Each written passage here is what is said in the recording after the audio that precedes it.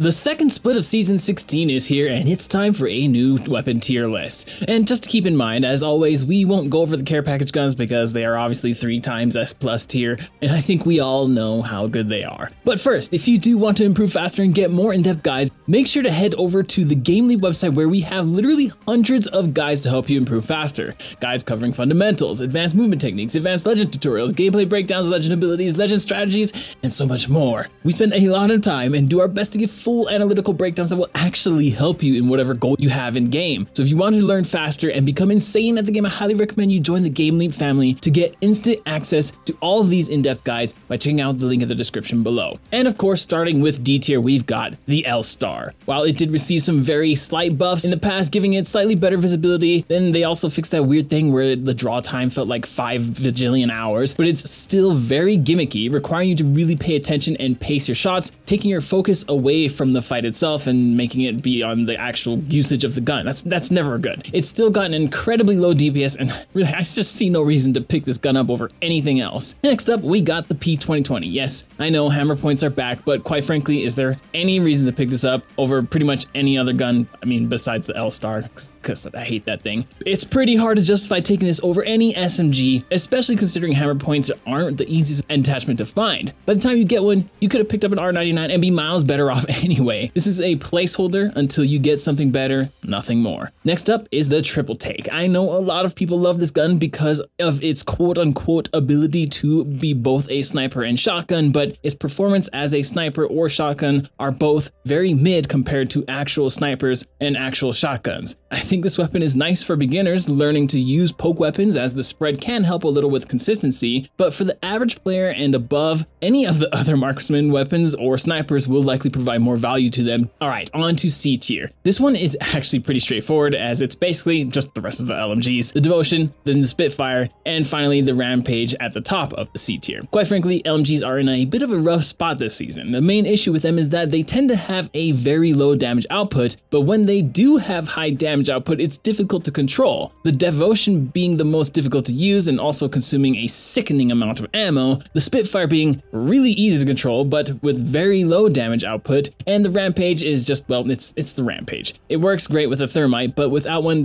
it's pretty mid, and you're much better off with any of the other assault rifle. Now, one of the benefits of LMGs is that they have a very high damage per magazine, allowing you to either kill multiple targets with a single mag easier, or simply win 1v1s by relying on the enemy running out of ammo before you do. While this can be an effective strategy for some players, if you come up against someone who can hit their shots, you are going to lose that fight when they're using more popular weapons like any of the SMGs or ARs, which, you know, everyone uses. These issues, plus the fact that LMGs make you insanely slow while ADS strafing, means it's more difficult to perform techniques like recoil smoothing while also making you an easier target to hit. LMGs are simply not in a spot to handle fights that are against other more versatile weapons right now because they're just too weak. All right, on to B tier. First off, we got the longbow. It is now back on ground loot, and overall for a long range weapon, it's a decent performer, but it falls behind other long range options due to having a very slow fire rate for the amount of damage that it actually outputs. This can practically be remedied with a skull piercer, but again, that makes it require you to have more accurate aim because you have to get headshots to get the maximum benefit from it. Overall though, its slower fire rate can make the gun feel clunky and unforgiving compared to other long range weapons, which is why it stays in B tier. Next up is the alternator. I dream of the day that this gun will truly become A tier, but Respawn seems pretty set on leaving it where it is, and the alternator does have a lot of upsides, such as having a very high damage per magazine and being extremely easy to control, but we can say the same thing for the Spitfire, and look where we put that. The alternator is a versatile gun, but it just doesn't have the punch it needs to keep up with any of the other SMGs or ARs. When you have monsters like the R99 being in every person's loadout, you are going to die simply due to the damage output when using the alternator, unless it's at the start of the game where it tends to shine due to its lack of need for attachments to be accurate and to have higher damage per magazine. Next, we've got the Havoc. After its recent nerf, the Havoc definitely has lost a little bit of its pizzazz. It has a damage per second of 196, which is very high. In fact, it's the highest of all the full auto ARs, but that's only without using the turbocharger, meaning you need to have really good timing when using the weapon to get the the most out of it. Gimmicky mechanics are generally not your best friend, and this is a clear example of that. But with the turbocharger, it has a DPS of 190 now, which is still better than all the full auto ARs, as the second highest is the flatline at 180, but the problem is you need a turbocharger for that, and it's because of these barriers to entry that it remains in B tier. Alright, next we've got the Mozam Cheeks. Okay, it's not really cheeks now that the hammer points are here, and also the gold mag is really nice. In fact, it actually can be a very good gun overall, but the problem is there is no reason to take it over any other shotgun, and the fact that you need so many attachments to get it into the same-ish level as the other shotguns, which don't need the attachments to be at that level, it just makes it hard to justify it being any higher than B tier. And finally, to round off the B tier, we've got the 30-30. This is a great weapon at mid to long range and can feel far less clunky than something like the longbow. Normally, I'd actually put this in A tier as it is a solid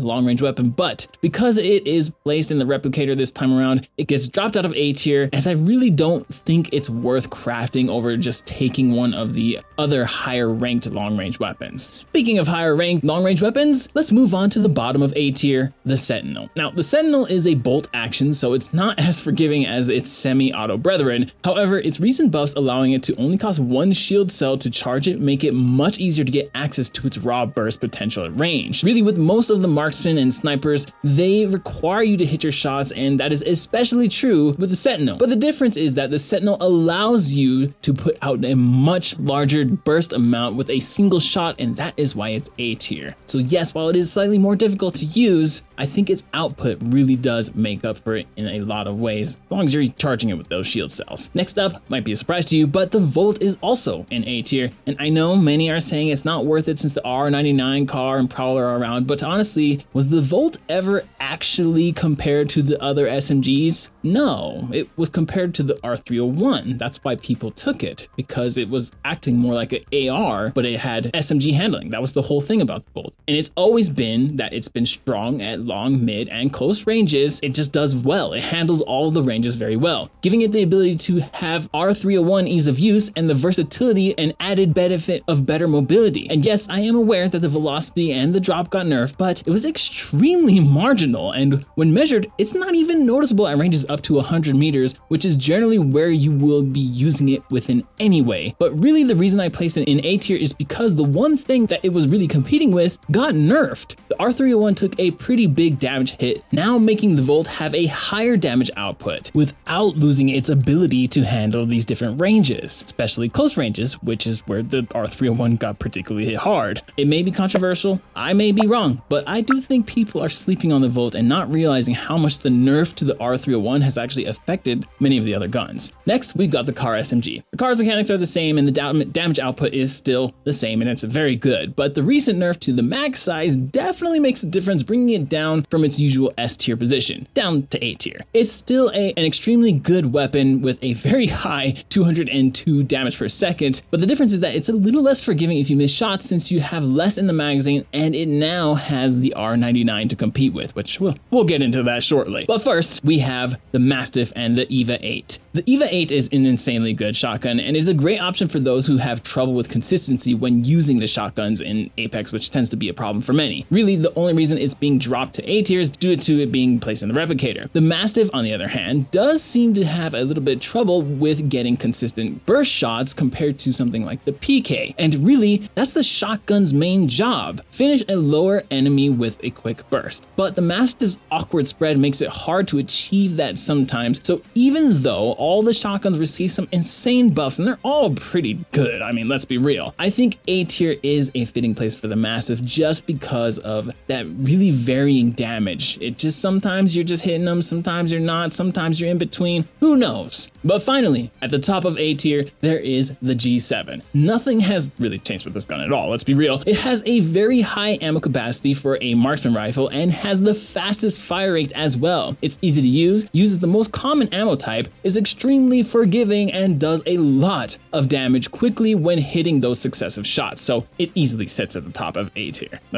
It's there, baby. All right, on to the big boys in S tier, starting with the Prowler. The great thing about the Prowler is that it's extremely easy to use, has insanely good hipfire, in fact, the best of all SMGs in terms of hipfire, and with its recent damage buff, it now has a better chance standing up to other SMGs. Now, its damage output isn't nearly as much as the CAR or R99, but what this gun does have is 5-round bursts, making it hit like a truck if you manage to hit them all, which means peeking is a very good strategy with this gun, and it's actually something you should really be doing anyway. Particularly, this weapon is S tier for controller, as it's much easier to achieve hitting all 5 of those bullets than on mouse and keyboard in close ranges, where it's generally going to be used. Normally, burst weapons feel strange in Apex unless they have enough damage output to make up for its usual inconsistencies since everybody's moving around so fast, but I think the damage buff has done just that for the Prowler. Just make sure you are peek shooting when you're using it if you can, because that's really where you're going to get the most benefit from it. Next up, we have the Flatline and the R301. The R301's nerf was a pretty big one, bringing its damage below the Flatline by about 3 damage per second. However, the thing that keeps the R301 up is the fact that it's still super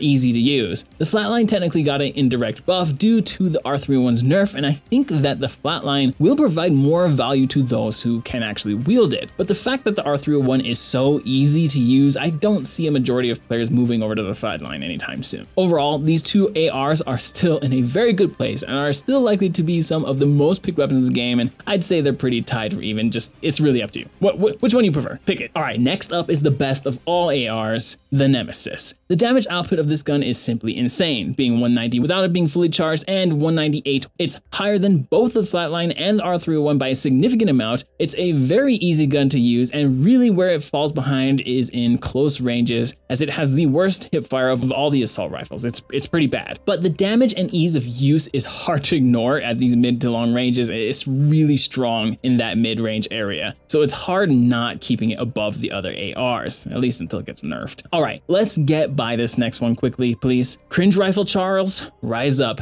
Your day has come, though your day never really actually left. The Charge Rifle is a plague in ranked. You know it, I know it, Charles knows it. It's the only hit scan weapon in the game and can be very annoying to come up against, thus regrettably leaving it in the S tier. Now we've got the #1 of all shotguns, and you should already know by now what it is since we already listed all the other ones. While it can be very unforgiving when you miss, the PK is a very good shotgun right now. Its centered clustered pellet spread makes getting those burst shots more consistent compared to the Mastiff, while the Mastiff feels like it can truly vary anywhere from 11 to 88. The Peacekeeper, it's like it's 9 or it's 99. There's no in between. So if you hit your shots, you will 100% profit every time with the PK. And really, I really do believe it benefited the most from all the shotgun buffs because it really helped with its handling, and that was always the problem with the PK. Its handling sucked, but now it feels way more forgiving, and that's why it's at the top in S tier. And of course, near the tippy top, we have the Wingman. We all knew this was gonna be here. The Wingman is just simply insane, and it's just really versatile. It's probably the most versatile gun in the game. It can be used at all ranges and can be potent at each range as well. It's a high risk, high reward weapon, and that reward is very juicy, baby. So yeah, it's S tier. It's S tier. And finally, at the top of S tier is the R99. I'm sure you're not surprised. This thing's damage is actually scary, that being of 216 damage per second. The next highest DPS weapon is the CAR SMG at 202, just for reference, and the CAR, we all know how fast the CAR kills. The R99's damage per magazine was increased as well by its buff, meaning it's more forgiving for missing shots, and